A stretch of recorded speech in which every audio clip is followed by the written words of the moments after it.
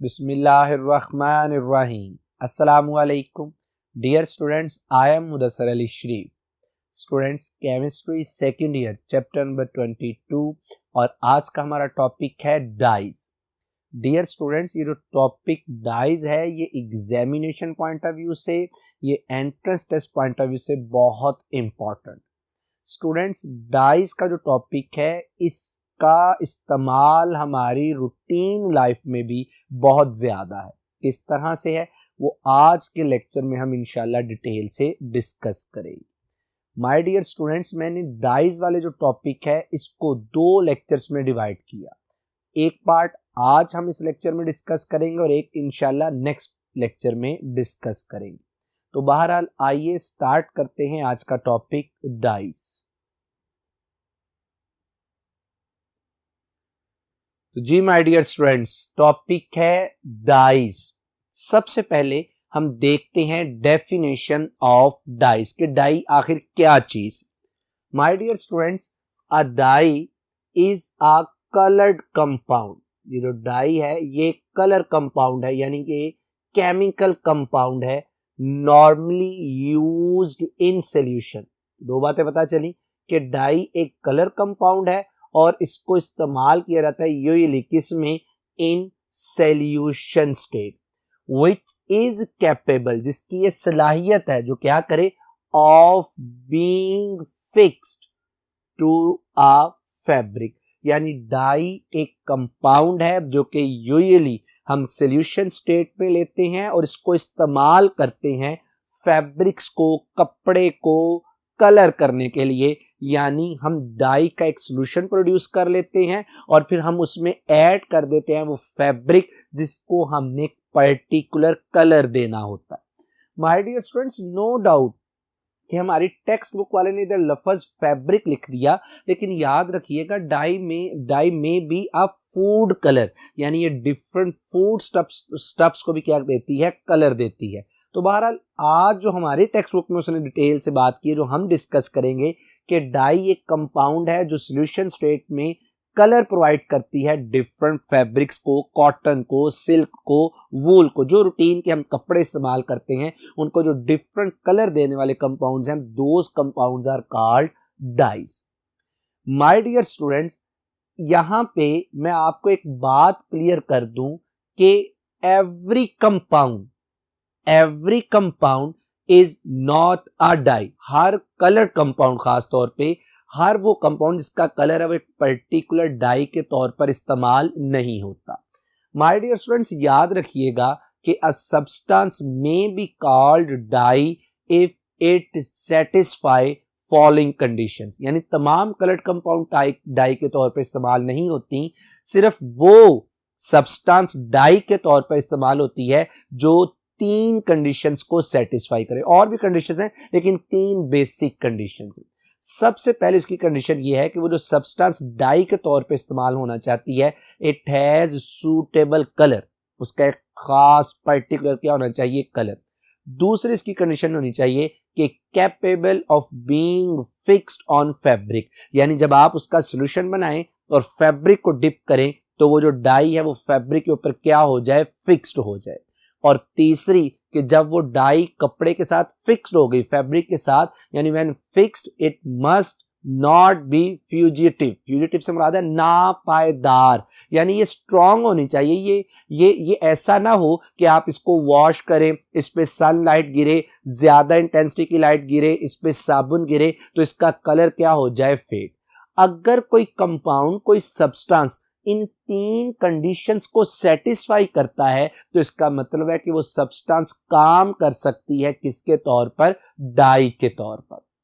आइए जरा इसी सब्सटेंस को जिसने डाई के तौर पे काम करना है थोड़ा सा मजीद डिटेल से देखते हैं। यानी अ डाई मस्ट बी फास्ट का मतलब ये है कि इसका जो कलर होना चाहिए वो बड़ा स्ट्रांग होना चाहिए। मतलब on exposure of light, on exposure of washing, on exposure of soap और डिटर्जेंट्स इसका कलर फेड नहीं होना चाहिए। और केमिकली स्टेबल, वही बात आ जाती है ना, जाहिर बात है जब उसका कलर फेड नहीं होगा, स्ट्रांग रहेगा, वो अपना कलर रिटेन करेगी, वो रेजिस्ट करेगी लाइट से, वॉशिंग से, तो हम कहेंगे कि वो केमिकली बेसिकली क्या है, stable, so that the colour will not wash with soap, साबुन के साथ अगर आप फैब्रिक को धोते हैं, एंड वाटर, और फेड, मध्यम पड़ जाना, ना तो कलर वॉश होना चाहिए ना मध्यम पड़ना चाहिए। हम देखा ना अक्सर फैब्रिक जो है वो एक दो धुलाई के बाद क्या हो जाते हैं, फेड, या अगर वो ज्यादा देर धूप में पड़े रहे तो फिर भी क्या हो जाते हैं, फेड। इसका मतलब है कि उनकी डाइंग के लिए जो आपने डाई इस्तेमाल किया वो एक अच्छी क्वालिटी की डाई नहीं थी। बहरहाल वो स्टेबल रहनी चाहिए वॉश करने से विद सोप, वाटर, और फेड नहीं होनी चाहिए किससे, ऑन एक्सपोजर टू सनलाइट, क्योंकि सनलाइट के अंदर क्या मौजूद है, अल्ट्रा वायलेट लाइट। तो बात ये तय हुई, जैसा कि मैंने पहले भी आपसे कंडीशंस की बात की थी, कि वो डाई फास्ट या केमिकल स्टेबल होनी चाहिए, वो फिक्स्ड रहनी चाहिए किसके साथ, उस फैब्रिक के साथ जिसको आपने पर्टिकुलर कलर देना था। माय डियर स्टूडेंट्स, अब मैं आपके साथ ना कुछ टेक्निकल टर्म्स, दो पर्टिकुलर टर्म्स हैं जिनको डिस्कस करने जा रहा हूं। यानी आप ऐसे समझ लीजिए कि मैं आपके साथ कंपोजिशन ऑफ डाई के बुनियादी तौर पर किसी भी डाई में कितने कंपोनेंट्स मौजूद होते हैं। याद रखिएगा, दो कंपोनेंट्स होते हैं किसी भी डाई में बुनियादी। दो कंपोनेंट्स आपस में मिले तो एक डाई बन जाती है। उनमें एक कंपोनेंट है क्रोमोफोर और एक कंपोनेंट है एक्सोक्रोम।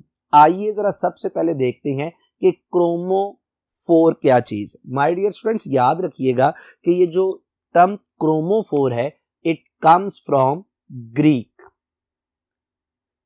दो ग्रीक वर्ड्स का combination, that is a combination of two Greek words. उनमें एक है हमारे पास, the one is chroma, which means color, and the second term is, और जो दूसरी टर्म है क्रोमोफोर के अंदर, वो आपको लफ्जों से पता चलता है, दैट इज फोरीन।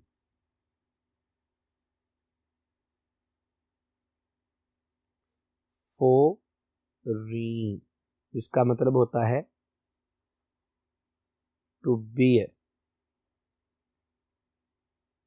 यानी क्रोमोफोर डाई का ऐसा हिस्सा है जो उसको एक पर्टिकुलर कलर क्या करता है, असाइन।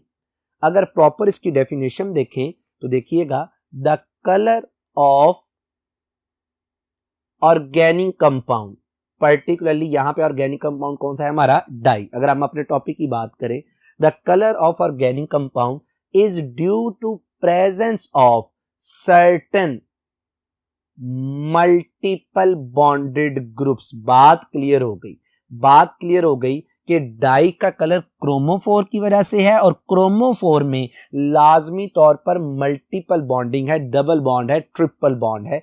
यानी ऐसे ऑर्गेनिक कंपाउंड जो कलर है और जिनमें क्या है, मल्टीपल बॉन्डिंग मौजूद है, ग्रुप्स वाले मौजूद हैं, दे आर कॉल्ड क्रोमोफोर्स। उन्हें आप क्या बोलते हैं, क्रोमोफोर्स। और ऐसी सब्सटेंस, यानी अगली भी डेफिनेशन साथ ही कर लीजिए कि a compound containing a chromophore is called क्रोमोजिन। यानी क्रोमोजिन उस कंपाउंड का नाम है जिसमें क्रोमोफोर मौजूद है, और क्रोमोफोर एक ऑर्गेनिक कंपाउंड है जिसमें मल्टीपल बॉन्डेड यानी डबली ट्रिपली बॉन्डेड एटम्स क्या हैं, मौजूद होते हैं। अगर मैं आपके सामने क्रोमोफोर की कुछ एग्जांपल्स रखूं तो आप देख सकते हैं कि इनमें सबसे पहले है पैराक्विनाइट। इनमें क्रोमोफोर की एग्जांपल है नाइट्रो, इसमें एक एग्जांपल है नाइट्रोसो, इसमें एक एग्जांपल है एजो। ये जो कंपाउंड्स हैं, ये जो कह लेंगे जो फंक्शनल ग्रुप्स हैं, दीज एक्ट्स एज क्रोमोफोर्स, यानी ये जब डाई में आएंगे तो उसको पर्टिकुलर कलर देंगे। ये हो गए फंक्शनल ग्रुप्स, मल्टीपल बॉन्डेड, इसमें एक से ज्यादा यानी डबल ट्रिपल बॉन्डिंग, ज्यादातर मैंने डबल बॉन्डेड वाले शो किए।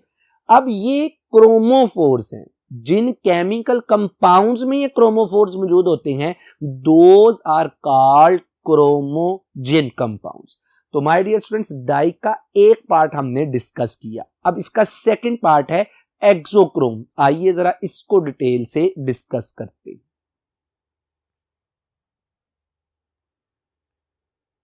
जी माय डियर स्टूडेंट्स, अब मैं बात करने लगा हूं second component of dye. Chromophore तो हमने डिस्कस किया, अब इस सेकंड कंपोनेंट का नाम है एक्सोक्रोम्स। मैं आपको एक बात बता दूं कि नो डाउट क्रोमोफोर की हमने बात की जो कि डाई को एक पर्टिकुलर कलर देता है। जरूरी नहीं कि क्रोमोफोर्स की वजह से कलर आ जाए, यानी यहां तो कलर नहीं आ सकता या आता है तो वो बड़ा लाइट होता है। हम क्या करते हैं, उस कलर की इंटेंसिटी को बढ़ाने के लिए उसके साथ एक और कंपोनेंट ऐड कर देते हैं, एक्सोक्रोम्स। सबसे पहले जरा देखते हैं कि ये जो वर्ड एक्सोक्रोम है that again comes from Greek words। दो लफ्जों का कॉम्बिनेशन है। वन इज, ये जो एक्सो लिखा है एक्सोक्रोम में,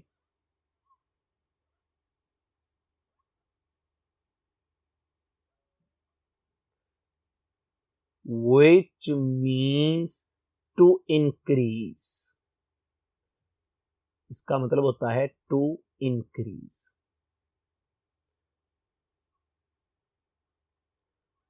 और एक इसमें जो दूसरे जो वर्ड से बना है दैट इज, ये मैंने पहले भी जिक्र किया आपके साथ, Croma.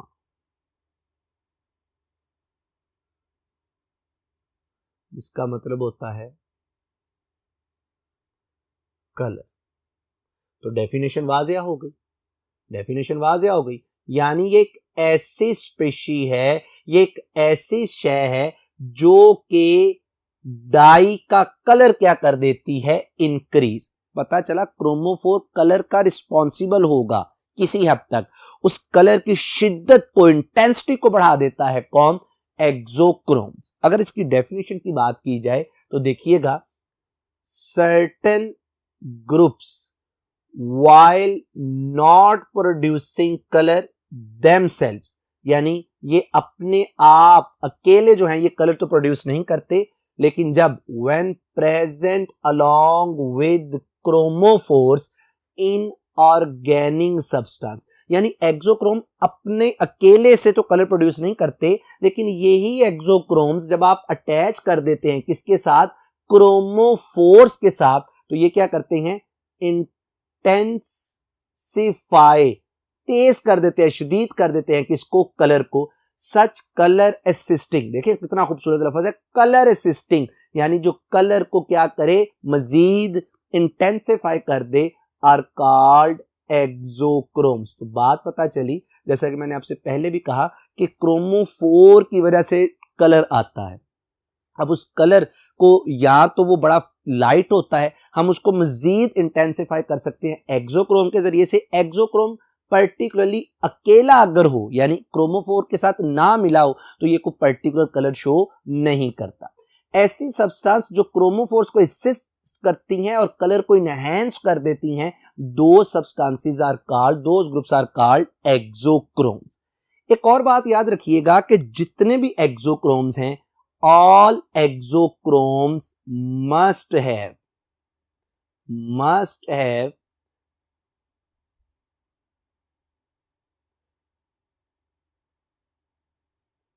at least one lone pair of electrons। यानी ये जो सब्सटेंस एक्सोक्रोम के तौर पर काम करती है ना, इसके पास कम से कम एक क्या होना चाहिए, lone pair of electron. Chromophore के पास मल्टीपल बॉन्डिंग और एक्सोक्रोम के पास क्या हो जाएगा, एक लॉन पेयर। अगर एग्जांपल्स की बात कीजिएगा तो एक्सोक्रोम्स दो तरह के हो सकते हैं, एसिड के तौर पर एसिडिक भी हो सकते हैं, एंड दीज आर बेसिक। अगर मैं एसिडिक की बात करूं तो जैसे इसमें है OH ग्रुप, OH ग्रुप का आपको पता है दैट इज हाइड्रोक्सल ग्रुप। एक है इसमें SO3H, इसका मैं नाम आपको बता देता हूं, आपको यकीनन शायद पता भी हो कि SO3H is called sulphonic acid group.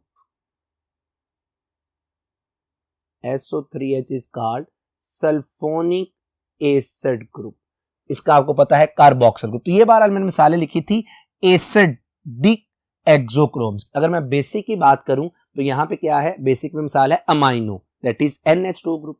यहां पे ये क्या है, NHR, this is called alkyl amino. ले चले, ये भी मैं लिख देता हूं, alkyl, alkyl stands for R, amino group, alkyl amino group. और अगर मैं इसकी बात करूं तो this is die alkyl amino group. तो ये बेसिक एक्सोक्रोम्स की मिसालें हैं। अब आप इन सब मिसालों पे गौर कर लें तो लाजमी तौर पर इन सब में एक से ज्यादा लेकिन कम से कम एक लोन पेयर क्या होगा, मौजूद। गोया क्रोमोफोर्स और एक्सोफोर्स की डिस्कशन के बाद मैं बात ये कंक्लूड कर सकता हूं कि जो बेसिकली हमारे पास क्या होती है, dye, that dye is equal to, ये दो चीजों का कॉम्बिनेशन हो गई, one is chromophore and other one is auxochrome. यानी इन दो को आप आपस में मिला देंगे तो हमारे पास क्या चीज बन जाएगी, एक डाई। यानी डाई के ये दो कंपोनेंट्स हो गए। कलर जो देता है डाई को दैट इज क्रोमोफोर, उस कलर को इंटेंसिफाई जो करता है दैट इज एक्सोक्रोम। अब ना ये हमारी टेक्स्ट बुक का तो हिस्सा नहीं, लेकिन मैं आपके इंटरेस्ट के लिए बिल्कुल थोड़ा सा आपको बताना चाह रहा हूं कि आखिर डाई कलर क्यों देती है। माय डियर स्टूडेंट्स, होता क्या है, मैंने जिक्र किया कि डाई में क्रोमोफोर और एक्सोक्रोम है। क्रोमोफोर के अंदर मल्टीपल बॉन्डिंग है, एक्सोक्रोम के अंदर हमारे पास लॉन पेयर मौजूद है। जब ये दोनों आपस में आ जाते हैं कॉन्जुगेशन में, तो इनमें जैसे बेंजीन में alternate single and double bond होते हैं, तो इनमें भी इसी तरह से कॉन्जुगेशन आ सकती है, जैसे कि ये एक मैंने आपके सामने डाई रखी।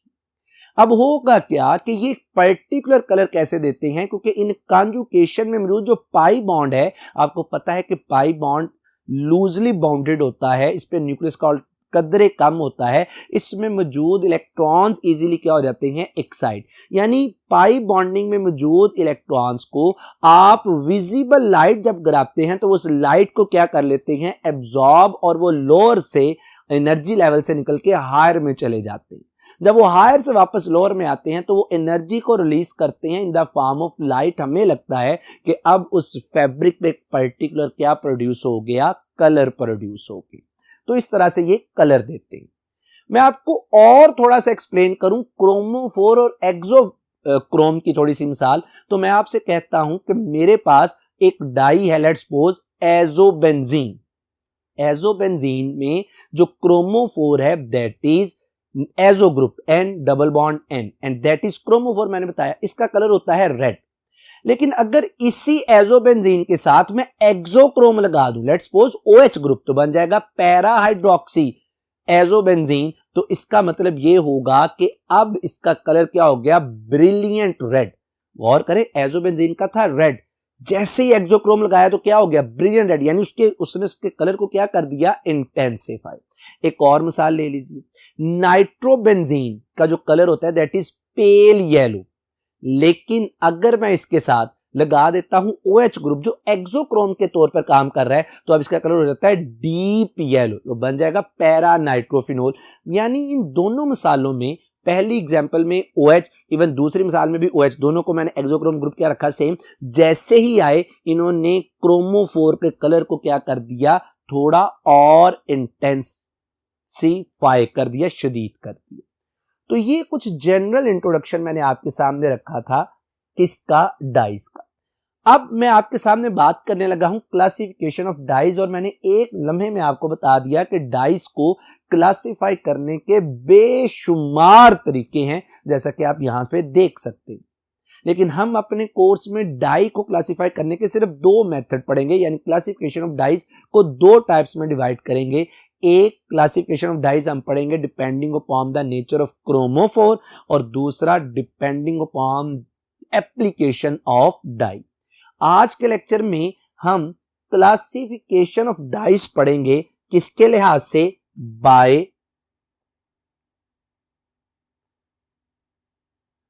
क्रोमोफोर्स के डाई के अंदर क्रोमोफोर की नेचर क्या है।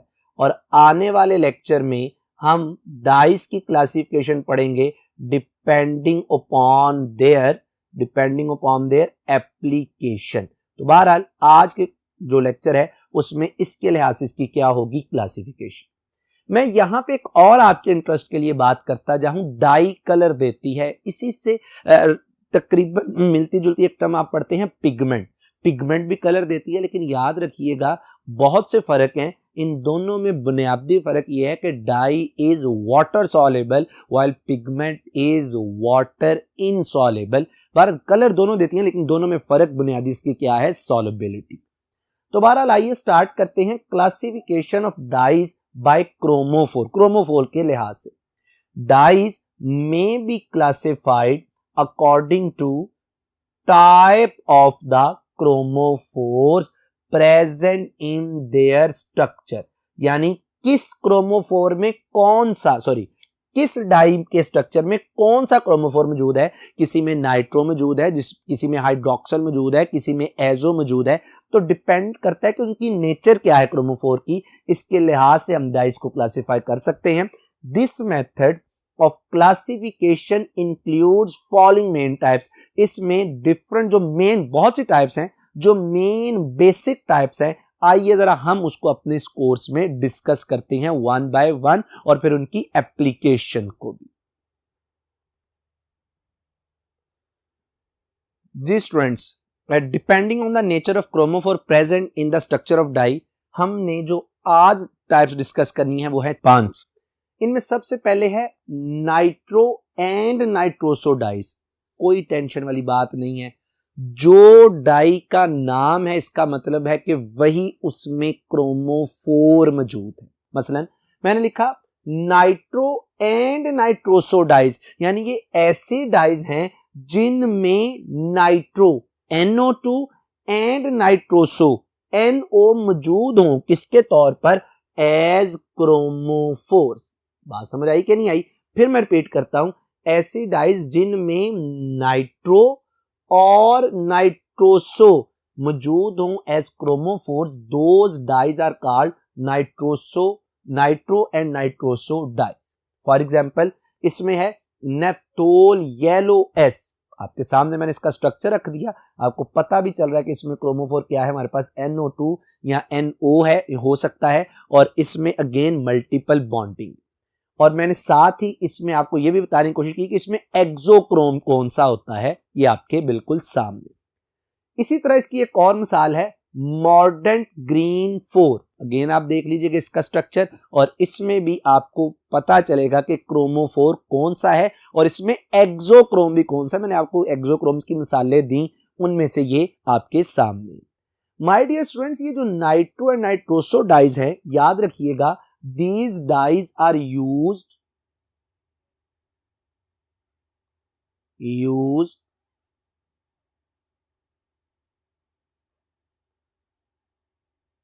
to dye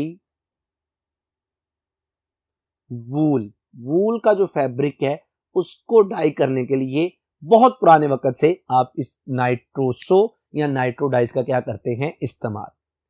सेकंड है my dear students azo dyes.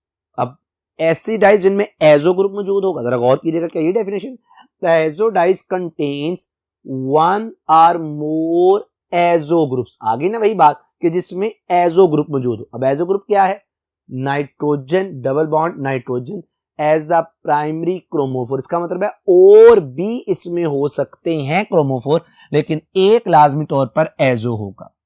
अब ये तो क्रोमोफोर है, इसमें एक्सोक्रोम कौन से हो सकते हैं, the common auxochromes are amino, di alkyl amino, hydroxyl और सल्फोनिक एसिड। आप इसके साथ ये बॉन्ड भी, बुक वाले ने तो नहीं लिखा, लेकिन आप ये शो कर सकते हैं कि ये इसके साथ क्या होगा, इस बॉन्ड के जरिए से, वैकेंसी के जरिए से क्रोमोफोर के साथ क्या होगा, अटैच। अगर इसकी मिसाल की बात की जाए एजो डाइस की, तो इसमें है पैरा रेड। आपके सामने इसका स्ट्रक्चर है और इस स्ट्रक्चर में क्रोमोफोर्स और एक्सोक्रोम्स भी आप देख सकते हैं। इसमें है कॉन्गो रेड। अगेन मैंने आपके सामने इसका स्ट्रक्चर रख दिया तो आप देख सकते हैं कि इसमें एक्सोक्रोम ग्रुप कौन सा है और इसमें हमारे पास क्रोमोफोर ग्रुप कौन सा है। तीसरा है बिस्मार्क ब्राउन। ये भी एग्जांपल है किसकी, एजोडाइज की। सबसे पहले आप इसका स्ट्रक्चर देख लीजिए, बेहतरीन बहुत बड़ा स्ट्रक्चर है, लेकिन इसमें क्रोमोफोर ग्रुप आपके सामने, नाइट्रोजन डबल बॉन्ड और नाइट्रोजन। अगेन उसको इंटेंसिफाई कलर को करने के लिए आपने एक्सोक्रोम भी इस्तेमाल किया जो आपके सामने। माय डियर स्टूडेंट, ये जो बिस्मार्क है ना, इट हैज, ये बिस्मार्क की बात करने लगा हूं, दिस बिस्मार्क हैज, लफ्जों से पता चलता है Bismarck brown, it has brown colour. और इस डाई का हमारी रूटीन लाइफ में बहुत इस्तेमाल है। ये जो बिस्मार्क ब्राउन है, इट इज यूज्ड, ये इस्तेमाल होती है कहां पर, it is used in boot polishes. ये जो आप ब्राउन शूज पहनते हैं, ब्राउन पॉलिश इस्तेमाल करते हैं, उसके बनाने में भी इसका क्या होता है इस्तेमाल। It is used for dyeing, ये डाइंग के लिए इस्तेमाल होती है। किसकी डाइंग के लिए, for dyeing wool and cotton. Wool और कॉटन की डाइंग के लिए जो डाई इस्तेमाल करते हैं, वो एक तो आपने से वूल के लिए अभी पढ़ी भी, नाइट्रोसो, एक आप ये भी इस्तेमाल करते हैं। My dear student, third type है ट्राई एराइल मीथेन डाइस। अगर लफ्जों पे पहले गौर कर लीजिए, क्या लफ्ज लिखे हैं, ट्राई तीन एराइल। एराइल आपको पता है कि सब्स्टिट्यूटेड फिनाइल, पढ़ा होगा प्रीवियस चैप्टर में। मीथेन यानी एक ऐसी डाई है जिसके स्ट्रक्चर में जो मीथेन है, इसके साथ कम से कम 3 बेंजीन सब्स्टिट्यूटेड फिनाइल ग्रुप्स क्या होंगे अटैच। जरा गौर कीजिएगा, क्या डेफिनेशन भी यही है। In try aryl methane dyes, a central carbon is bonded to 3 aromatic rings. Aryl aromatic compounds के लिए है, या मैंने एक और डेफिनेशन की सब्स्टिट्यूटेड फिनाइल के लिए, one of which is quinoid form. और ये क्विनाइड फॉर्म यहां पे किसके तौर पे है, the chromophore. My dear students, मैं आपको डायरेक्ट इसकी एक मिसाल देता हूं, बेशुमार आपने फर्स्ट ईयर में पढ़ी होगी, फेनोफ्थालीन, जिसे आप इंडिकेटर के तौर पे इस्तेमाल करते हैं। That is the type of try aryl methane dye. आप इसमें देख सकते हैं कि जो सेंट्रल कार्बन है ये 3 बेंजीन रिंग के साथ अटैच है, और इनमें एक जो है ये क्विनाइड, आप देख सकते हैं कि जिसमें 2 डबल बॉन्ड है, और जो पैरा पोजिशन पर 1,4 पोजिशन पर डबल बॉन्डेड अटैच है ऑक्सीजन। तो ये मैंने आपको एक मिसाल दी। इसमें द एक्सोक्रोम्स आर, यानी इस डाई में जो आप एक्सोक्रोम्स यूज करते हैं, that is amino, that is die alkyl amino and OH। Clear होगी माय डियर स्टूडेंट्स बात। अब आइए जरा, ये तो मैंने एक्सोक्रोम्स की बात कर दी इसकी, इसको जरा इसकी एक एग्जांपल को देखते हैं। जी माय डियर स्टूडेंट्स, हमने बात करनी थी एग्जांपल किसकी, ट्राई एराइल मीथेन डाइस की। तो इसकी एग्जांपल में है मालाकाइट ग्रीन। माय डियर स्टूडेंट्स, आप देख सकते हैं इस मालाकाइट ग्रीन का स्ट्रक्चर, इसमें मौजूद क्रोमोफोर्स और एक्सोक्रोम्स। अच्छा, रिपीटेडली है एक्सोक्रोम्स ऑलमोस्ट सब डाइस में। हाँ, उनमें जो क्रोमोफोर की नेचर है वो क्या हो रही है, चेंज। माय डियर स्टूडेंट्स, ये जो मालाकाइट ग्रीन है, याद रखिएगा कि दिस इज डीप ग्रीन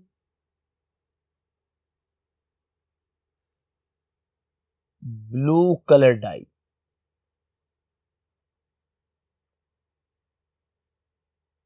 ये green deep colour green blue colour की क्या होती है, dye. And that malachite is used for direct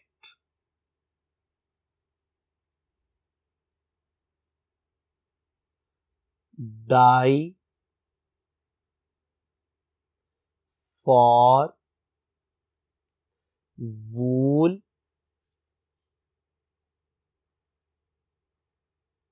and silk। ये डायरेक्ट डाई है किसके लिए? वूल एंड सिल्क के लिए। तो बहरहाल यहां तक हमारी एक और टाइप खत्म होती है। नेक्स्ट है हमारे पास एंथ्राक्विनोन डाइज।